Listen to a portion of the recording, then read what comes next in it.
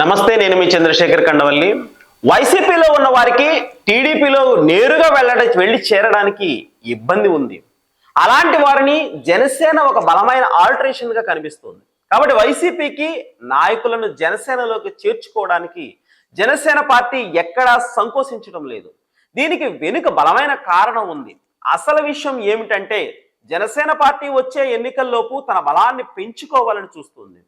తాము గెలిచిన 21 సీట్ల ఎమ్మెల్యేలతో తమ పార్టీ గ్రౌండ్ లెవెల్ నుంచి విస్తరించేలా చర్యలు చేపట్టమని జనసేన అధినేత ఒకవైపు చెబుతున్నారు. కానీ గ్రౌండ్ లెవెల్లో పరిస్థితులు వేరే విధంగా ఉన్నాయి. జనసేన ఎమ్మెల్యేలు గెలిచిన ప్రతి నియోజకవర్గంలో టీడీపీ ఇన్ఛార్జీల చక్రం తిప్పుతున్నారు. కాబట్టి ఎమ్మెల్యేలు తమ అనుచరులకు, తమ కార్యకర్తలకు ఏ పని చేయించుకోలేకపోతున్నామని వాపోతున్నారు కూడా. ఈ కారణం చేతనే ఇటీవల విజయవాడలో ఒక ప్రైవేట్ హోటల్లో రహస్యంగా సమావేశం జరిగిందని సోషల్ మీడియాలో వార్తలు చక్కర్లు కొడుతున్నాయి.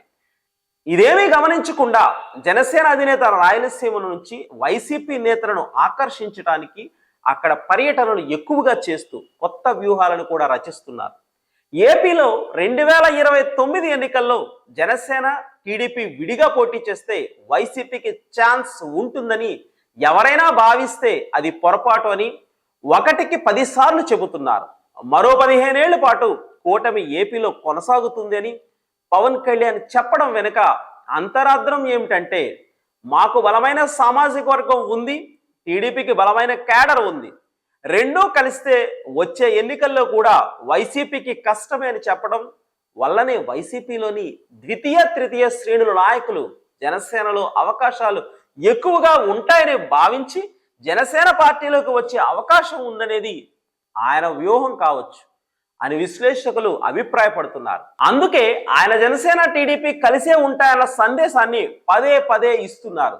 మరి పవన్ మార్క్ వ్యూహానికి వైసీపీ నేతలు పడతారా అని వైసీపీ పార్టీలో నవ్వుకుంటూ చెప్పుకుంటున్నారనే సమాచారం తెలిసింది.